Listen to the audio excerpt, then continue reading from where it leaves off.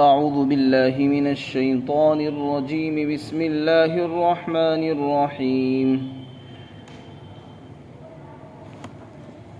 وإن من شيعته لإبراهيم إذ جاء ربه بقلب سليم إذ قال لأبيه وقومه ماذا تعبدون أئفكا آلهة دون الله تريدون فما ظنكم برب العالمين فنظر نظرة في النجوم فقال إني سقيم فتولوا عنه مدبرين فراغ إلى آلهتهم فقال ألا تأكلون ما لكم لا تنطقون فراغ عليهم ضربا باليمين فأقبلوا إليه يزفون قال أتعبدون ما تنحتون والله خلقكم وما تعملون قالوا ابنوا له بنيانا فألقوه في الجحيم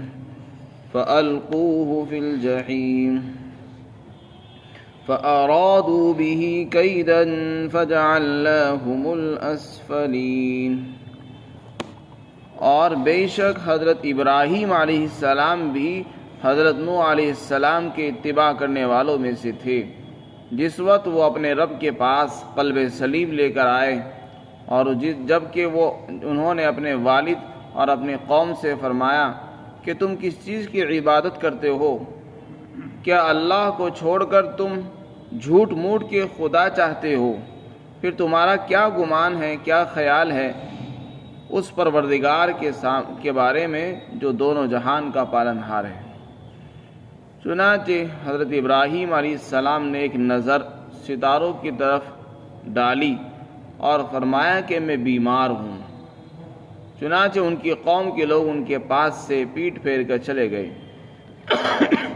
اس کے بعد حضرت ابراہیم علیہ السلام ان کے بتوں کی طرف متوجہ ہوئے اور فرمایا کہ تم الا تأکلون، کیا تم کھاتے پیتے نہیں ہو؟ تم کو کیا ہوا، تم بولتے کیوں نہیں؟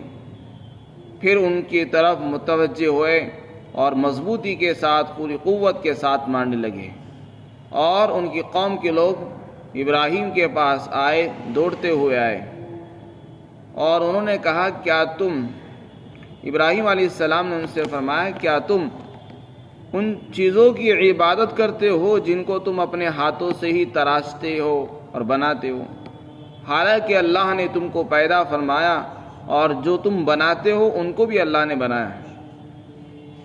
انہوں نے کہا کہ ابراہیم کے لیے ایک مکان بناؤ اور پھر اس کو ڈال دو جہنم کے اندر، یعنی آگ میں، دہکتی ہوئی آگ میں ڈال دو۔ اور اس طریقے سے انہوں نے ابراہیم کے ساتھ ایک برا ارادہ کیا، بری تدبیر کی، تو ہم نے ان کو ہی نیچا کر دکھایا۔ حضرات انبیاء علیہم السلام میں سے حضرت نوح علیہ السلام کے بعد حضرت ابراہیم علیہ السلام کا اللہ نے ذکر فرمایا ہے۔ انبیاء علیہم السلام کے واقعات کو قرآن کریم نصیحت اور عبرت کے لیے بیان کرتا ہے، اس لیے کہ جو ان کی قوموں نے ان کے ساتھ کیا وہی آج کی قومیں انبیاء اور ان کے متبعین علماء اور صلاح کے ساتھ کر رہی ہیں۔ تو آنے والی نسلوں کے لیے اللہ تعالیٰ عبرت اور نصیحتیں پیش کرتے ہیں کہ دیکھو پچھلے قوموں سے، پچھلے لوگوں سے نصیحتیں حاصل کرو کہ انہوں نے اپنے وقت کے نبیوں کو جھٹلایا اور ان کے ساتھ کیسے سلوک کیا اور انہوں نے کیسے برتاؤ کیا۔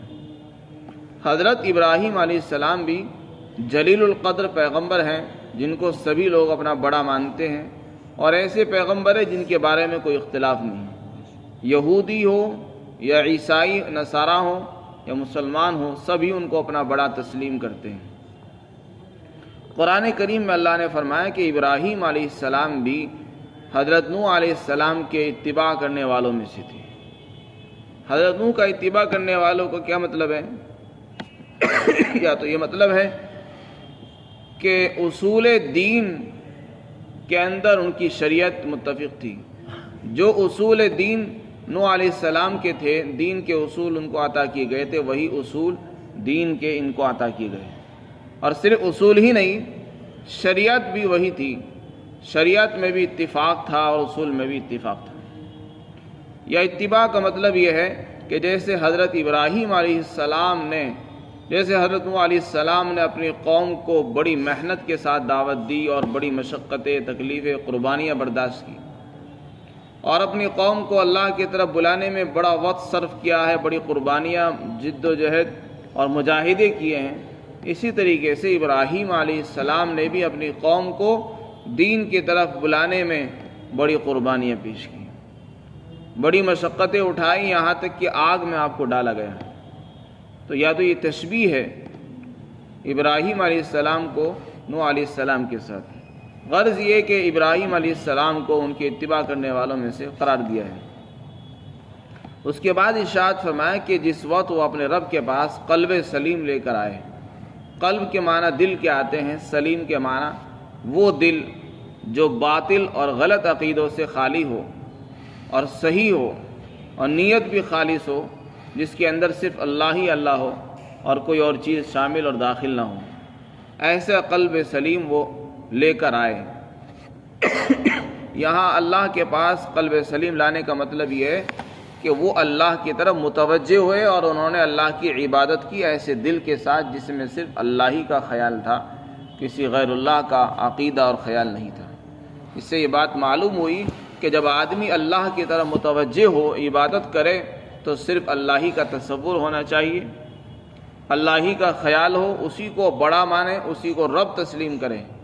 ہم اللہ کو بھی بڑا مانیں اور دوسروں کو بھی بڑا مان لیں، یہ بات اللہ کو قبول نہیں ہے، اللہ کے یہ بات مقبول نہیں ہوتی۔ جب آدمی عبادت کرے تو بس سب کچھ اللہ ہی کو سمجھ کر کرے، اس میں ریا نمود بھی نہ ہو اور اس میں کسی اور کی شرکت بھی نہیں ہونی چاہیے۔ جس عبادت میں شرکت ہے وہ عبادت اللہ کو منظور نہیں ہے، نہ اللہ کے یہاں قبول ہے۔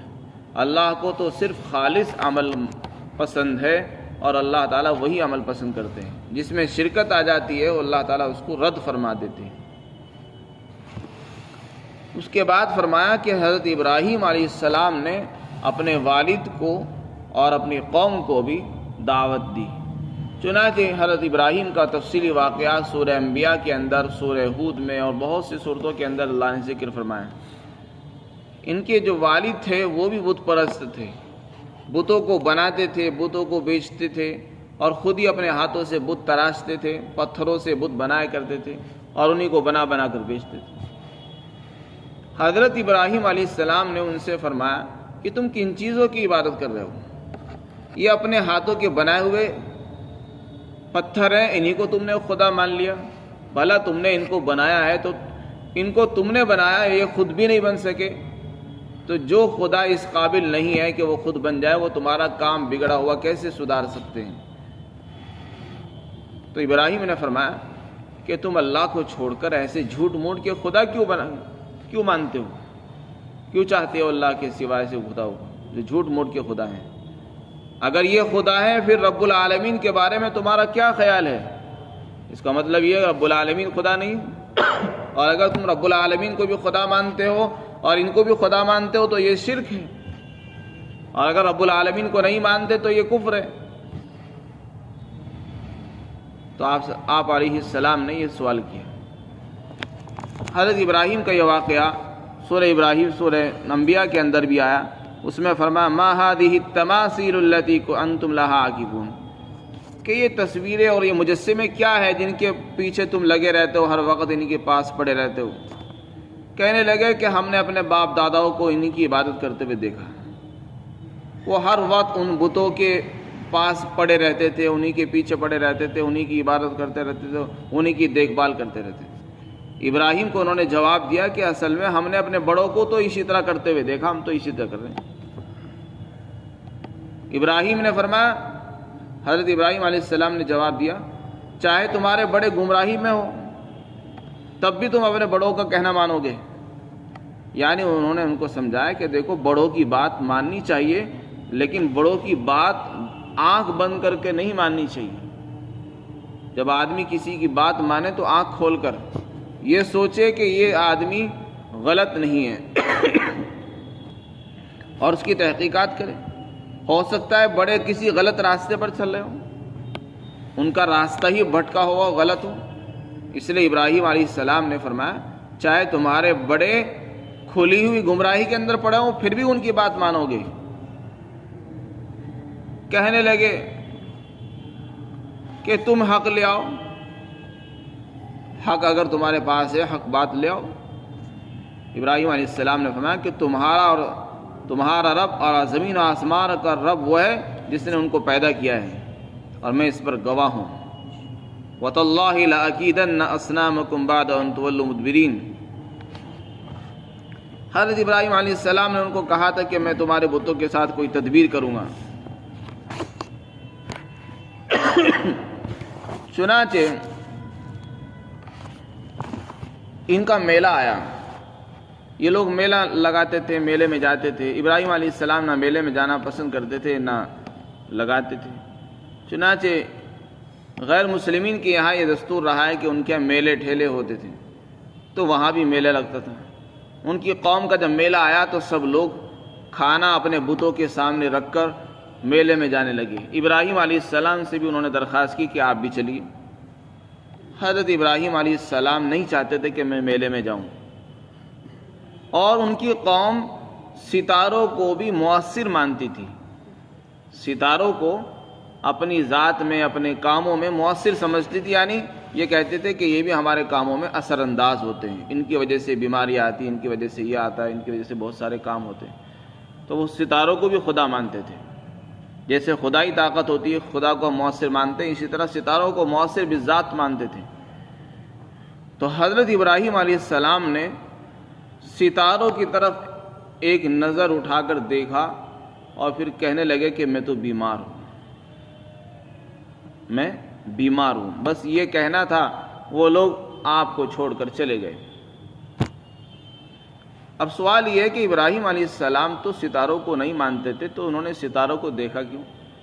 تو اس کا جواب یہ ہے کہ ستاروں کو دیکھنے کا مقصد یہ تھا، ان کو سمجھانا مقصود تھا سامنے والوں کو کہ دیکھو جیسے تم یہ سمجھتے ہو کہ ستاروں سے بہت کچھ ہوتا ہے، اب میں نے ستاروں کی طرف دیکھ کر بتایا کہ میں بیمار ہوں، تاکہ ان کو یقین ہو جائے کہ ستاروں نے ان کو بتایا کہ تم بیمار ہو. تو ان کو مطمئن اور تسلی دینے کے لیے اس طرح دیکھا تھا. ورنہ ابراہیم علیہ السلام کا یہ عقیدہ نہیں تھا کہ ستارے بھی ہماری بیماریوں کے بارے میں بتاتے ہیں، بلکہ حضرت ابراہیم علیہ السلام موحد تھے اور اللہ کو ہی مانتے تھے. ستاروں کو خدا نہیں تسلیم کرتے تھے، جیسے کہ اس کا ذکر اس سے پہلے بھی آیا. پھر اب سوال یہ ہے کہ ابراہیم علیہ السلام نے یہ کیوں کہا کہ میں بیمار ہوں؟ اب جواب یہ ہے کہ یا تو وہ حقیقت میں بیمار تھے، اور اگر حقیقت میں بیمار نہیں تھے تو انہوں نے روحانی بیماری مراد لی ہے. یعنی تمہارے اس کفر اور شرک کی وجہ سے تم جو اللہ کی نافرمانی کرتے ہو کھلم کھلا اور اللہ کی زمین پر رہ کر بغاوت کر رہے ہو، اس کی وجہ سے مجھے تکلیف ہے، دلی طور پر میں پریشان ہوں، روحانی اعتبار سے میں پریشانی میں ہوں، تکلیف میں ہوں. تو روحانی پریشانی کو انہوں نے بیماری سے تعبیر کر دیا کہ میں بیمار ہوں. اور ابراہیم علیہ السلام کا مقصد یہ بھی تھا، جیسے کہ انہوں نے پہلے کہہ دیا تھا کہ میں تمہارے بتوں کے ساتھ کچھ کروں گا. وہ یہ چاہتے تھے کہ جیسے یہ میلے میں جائیں تو میں ان کے بتوں کو توڑ دوں. چنانچہ وہ چلے گئے. حضرت ابراہیم علیہ السلام ان کے مندر میں آئے جہاں ان کے بت رکھے تھے، بت خانہ تھا، اور ہتھوڑا لیا اور سارے بتوں کو بجانا شروع کر دیا. بجانے سے پہلے ان سے کہا، ان کے سامنے کھانا رکھا ہوا تھا، ان کے لوگ برکت کے طور پر کھانا رکھ کے چلے گئے تھے تاکہ واپسی میں کھانا کھا لیں. بتوں سے آپ علیہ السلام نے پوچھا کہ تم لوگ کھانا کیوں نہیں کھاتے ہو؟ یہ سوال کیا ان سے. ظاہر ہے وہ تو پتھر تھے، وہ کیا جواب دیتے ہیں. پھر فرمایا کہ تم بولتے کیوں نہیں، کیا ہوا تم کو کیا ہو گیا کہ بات نہیں کرتے ہو؟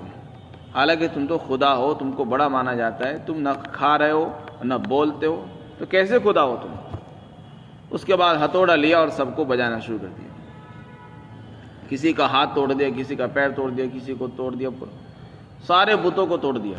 بس ایک بڑا جو مہادیو تھا اس کو چھوڑ دیا اور کلہاڑی اسی کے کندھے پر لٹکا دی.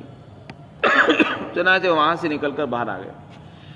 ادھر سے ان کی قوم کو پتہ چلا، وہ لوگ اپنے میلے سے جیسے واپس آئے دوڑے دوڑے آئے اور وہ مندر میں گئے اس نیت سے کہ وہاں کھانا رکھا ہوا ہے ان کی اور ان کے بتوں نے ان میں برکت ڈال دی ہوگی اور وہاں جائیں گے کھانا کھائیں گے۔ جب انہوں نے دیکھا کہ ہمارے بتوں کی تو بہت زیادہ گند بنا رکھی ہے، سارے بت ٹوٹے پڑے ہیں، بہت پریشان ہوئے، آپس میں گفتگو کرنے لگے کہ یہ کام کس نے کیا، کس نے کیا؟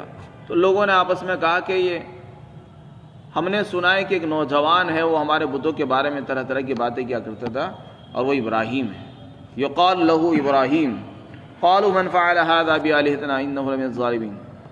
کہنے لگے ہم نے ایک نوجوان کے بارے میں سنا، وہ ان کا بہت چرچا کرتا ہے، تو کہنے لگے ان کو بلا کے لاؤ، سب کے سامنے لاؤ، تاکہ سب لوگ ان کی سامنے ان کی گواہی سنیں۔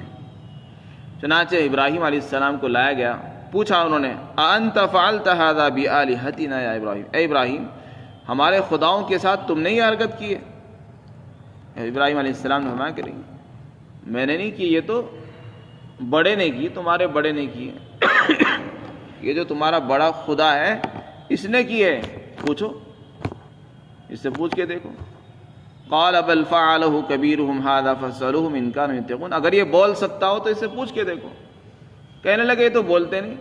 جب پھر آپ نے فرمایا کہ جب بولتے نہیں تو تم خدا کیوں مانتے ہو؟ تو آپ کے جواب کا مقصد یہی تھا کہ ان کو عاجز اور بے بس کریں اور یہ بتائیں کہ جب یہ بولنے کے لائق نہیں تو یہ خدا بننے کے بھی لائق نہیں۔ فرجعوا الى انفسهم فقالوا انکم انتم الظالمون، چنانچہ کہنے لگے تم ہی ظالم ہو، اور سر جھکا کر بیٹھ گئے۔ کہنے لگے تمہیں معلوم ہے کہ یہ بولتے نہیں ہیں۔ ابراہیم علیہ السلام نے فرمایا کہ تم پھر اللہ ایسے خداؤں کو کیوں پوچھتے ہو جو نہ نفع دیتے نہ نقصان پہنچاتے ہیں؟ تف ہے تم پر، افسوس ہے تم پر اور ان خداؤں پر جن کی تم عبادت کرتے ہو، کیا تمہارے اندر اتنی بھی سمجھ نہیں؟ بجائے اس کے کہ وہ ایمان لاتے اور ابراہیم کی دلیل میں غور کرتے، انہوں نے الٹا سزا دینے کے بارے میں سوچنا شروع کر دیا۔ کہنے لگے ابراہیم یہ تو باز نہیں آئے گا، اسی نے یہ حرکت کی ہے، لہذا ان کے لیے کوئی گھر بناؤ بڑا سا اور اس میں آگ جلاؤ اور اس آگ میں اس کو ڈال دو۔ چنانچہ کوئی بڑا گھر بنایا گیا، اس کے اندر آگ جلائی گئی اور پھر منجنیق یعنی توپ کے ذریعے سے ابراہیم علیہ السلام کو اس میں پھینکا گیا۔ قال حرقوا، انہوں نے کہا کہ اس کو جلاؤ اور اپنے خداؤں کا انتقام لو، ان کی مدد کرو اگر تم کر سکتے ہو۔ پوری قوم کو جو ہے اس کے لیے للکارا انہوں نے۔ چنانچہ جب ابراہیم علیہ السلام کو اس میں ڈال دیا گیا تو اللہ تعالیٰ کی طرف سے حکم ہوا آگ کو، یا نار کونی بردا وسلاما علی ابراہیم، اے آگ تو ٹھنڈی ہو جا اور سلامتی والی ہو جا ابراہیم علیہ السلام کے لیے۔ ٹھنڈی بھی فرما دیا، لیکن ٹھنڈی بھی نقصان دے جاتی ہے، اس لیے فرمایا ایسی ٹھنڈی بننا جس سے نقصان بھی نہ ہو، سلامتی والی بن جائے جس سے نہ سلامت بھی رہے اور نقصان بھی نہ ہو۔ چنانچہ حضرت ابراہیم علیہ السلام کا بال بھی بینکا نہیں ہوا اور وہ سلامتی کے ساتھ باہر واپس آ گئے۔ وَأَرَادُوا بِهِ كَيْدًا فَجَعَلْنَاهُمُ الْأَخْسَرِينَ، ابراہیم علیہ السلام کے ساتھ انہوں نے برا سلوک کیا، برا ارادہ کیا، لیکن اپنے ارادے میں ناکام ہو گئے، خود ہی ذلیل ہو گئے، ہم نے انہی کو ذلیل اور خوار کیا۔ یہاں پر اللہ تعالیٰ اسی کو بیان فرما رہے ہیں۔ فَنَظَرَ نَظْرَةً فِي النُّجُومِ، ابراہیم علیہ السلام نے ایک نظر اٹھا کر ستاروں کی طرف دیکھا اور یہ فرمایا کہ میں بیمار ہوں۔ پھر اس کے بعد وہ ان کی قوم کے لوگ وہاں سے چلے گئے پیٹ پھیر کر۔ اس کے بعد ابراہیم علیہ السلام کے بتوں کے پاس آئے اور کہنے لگے کہ تم کھاتے کیوں نہیں ہو اور تم کو کیا ہوا کہ تم بولتے نہیں؟ اور پھر قوت کے ساتھ ان کو مارنے لگے۔ اور پھر ان کی قوم کے لوگ آئے دوڑتے ہوئے اور ابراہیم علیہ السلام نے ان سے پوچھا کہ تم ایسے خداؤں کی عبادت کیوں کرتے ہو جن کو تم اپنے ہاتھوں سے ہی بناتے ہو، تراشتے ہو، حالانکہ اللہ نے تم کو بھی بنایا اور ان پتھروں کو بھی اللہ نے بنایا جن پتھروں سے تم نے خدا بنائے۔ لیکن ان کی بات سمجھ میں نہیں آئی اور یہ کہنے لگے کہ ان کے لیے گھر بناؤ، کوئی عمارت بناؤ اور پھر اس میں اس کو ابراہیم کو ڈال دو، فَأَلْقُوهُ فِي الْجَحِيمِ۔ چنانچہ انہوں نے ابراہیم کے ساتھ اس طریقے سے برا سلوک کیا۔ لیکن اللہ تعالیٰ کی مدد حق کے ساتھ ہوتی ہے۔